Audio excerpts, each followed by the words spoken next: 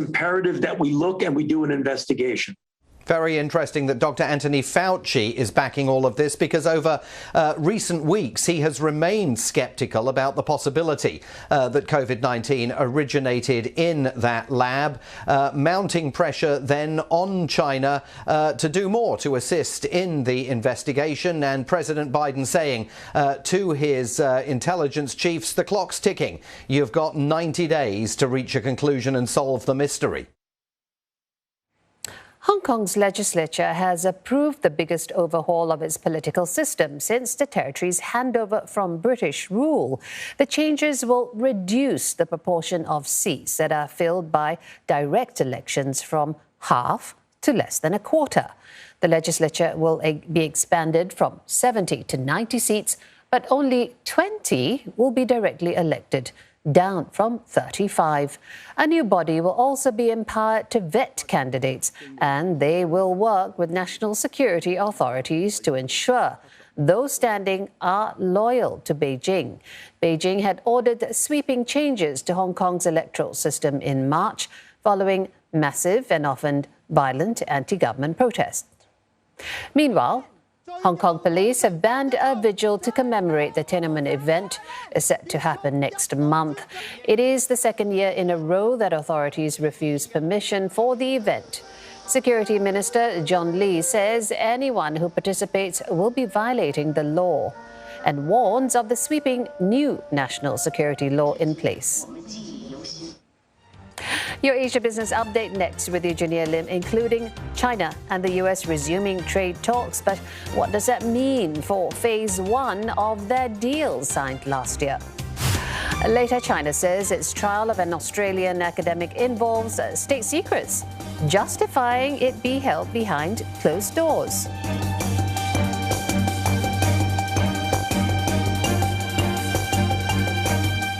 Should you use your CPF for property investment? Come to the Singapore Property Show 2021 to learn more from leading property market experts in 40 informative webinars. Our top flight speakers will be covering a wide range of topics to help you make a most informed decision. How do you make the most of your CPF for property investment? Are ECs still the golden goose? Is owning multiple properties only for the wealthy? What kind of property is in demand by district? Get these answers and more.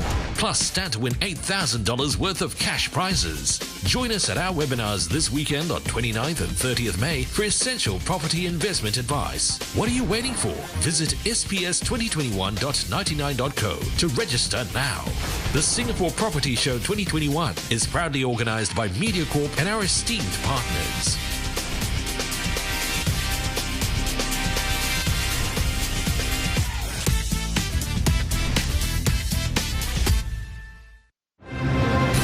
This Saturday, could rising inflation derail the post-pandemic economic recovery?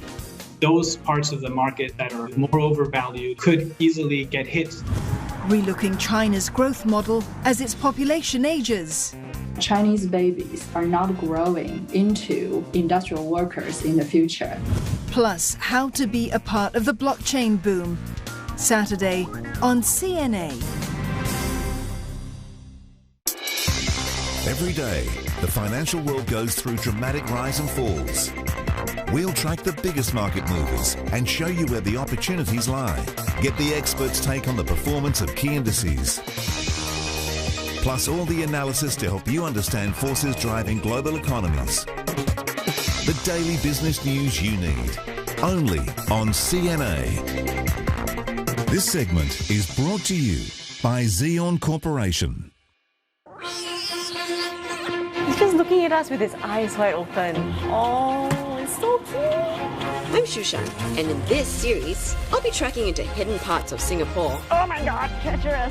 To find out what's being done to save our biodiversity. Every animal plays a significant role. And if we're running out of time. It seems that there is an uptrend in number of roadkills. It's in our nature. Video on demand on CNA.Asia. Have fun while breaking a sweat on your next visit to Gangnam. Enjoy the weightlessness of bungee fitness, or learn the health benefits of pole dancing. So don't miss the opportunity to feel the burn with the latest workout trends in Korea. Gangnam Insiders Picks, Sunday on CNA. This program is brought to you by the Gangnam-gu office.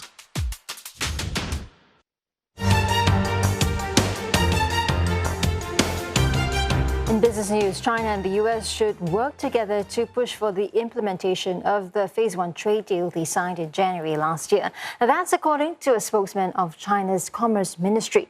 The ministry confirmed earlier that trade talks between both parties have resumed again. The US Trade Representative Catherine Tai spoke with China's Vice Premier Liu He over the phone. And the ministry described the exchange as constructive, pragmatic, candid, and based on mutual respect and equality. The two negotiators also underscored that bilateral trade between their countries is very important. Both parties are set to assess the fate of the US-China Phase 1 trade agreement. Under the deal, Beijing pledged to increase its purchases of American products and services by at least $200 billion through 2020 and 2021.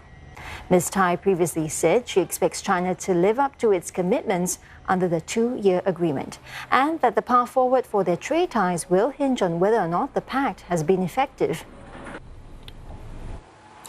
Profits at China's industrial firms jumped by 57% in April from a year ago. That's down significantly from March, when they almost doubled. The slower pace of growth is due to high commodity prices and a weaker performance in the consumer goods sector. Chinese officials say some consumer industries are not yet at pre-pandemic levels, and they warn that the foundations of economic recovery for China are not yet secure, with uneven improvement in corporate performance. China's economy is expected to moderate this year after logging record growth in the first quarter. One analyst explains the concerns over the health of the world's second-largest economy. With the headline industrial profit growth, we have to bear in mind two things. One is the base effect is obviously causing a lot of distortions. Even at 50-60% year-on-year growth rate, it's still an astronomical rate, and we know that it's not a genuine reflection of the real activity.